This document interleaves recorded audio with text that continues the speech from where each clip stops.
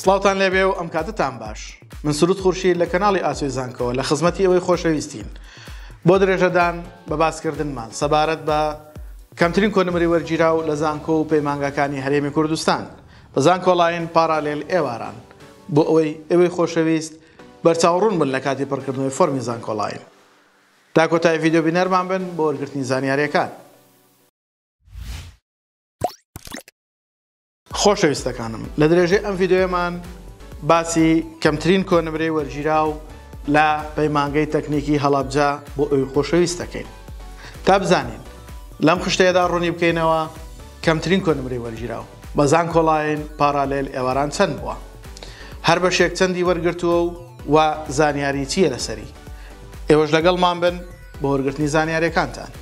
ئێمە پێشتر باسی ئەوەمان بۆ ئەوەی خۆشەویست کردووە کە پارێزگا زانکۆڵاین تایبەتە بە دانیشتوانەکەی واتە سنووری پارێزگای ئەو شارە تەنها ئەوان نەتوانن پێشکەش بکەن بۆ پەیمانگاکان.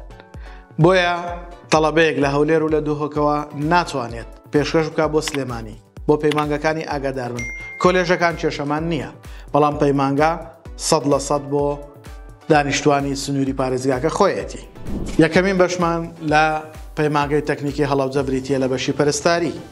زانکۆڵاینی پارێزگا 78.570 پارالێلی پارێزگا 74 گشتێکەی 78.856 ئێوارانی پارێزگا 71,429 و گشتێکەی 76,286. دووەم بەشمان بریتیە لە شیکاری نەخۆشیەکان.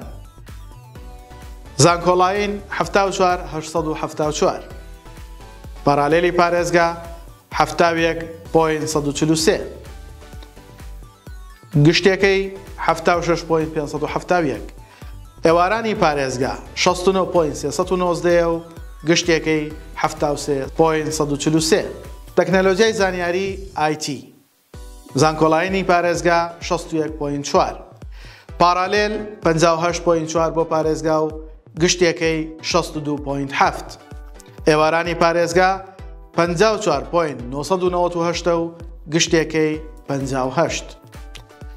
بەشی کارگێڕی کار لە پەیمانگەی تەکنیکی هەڵەبجە زانستی و وێژەی وەرەگرێت 59.6 زانکۆڵاینە پارالێلی پارێزگا 57.73 و گشتێکەی 60.391 ئێوارانی پارێزگا 54.789 و گشتێکەی 58.8.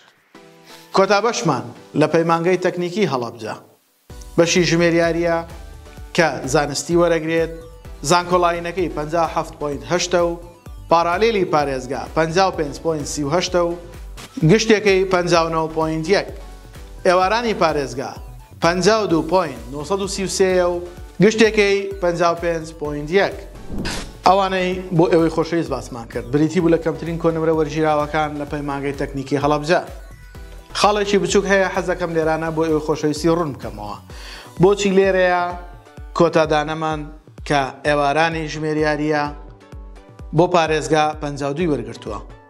باشە ئێمە ئەڵێن نابێت لە 55 کەمتر بێت.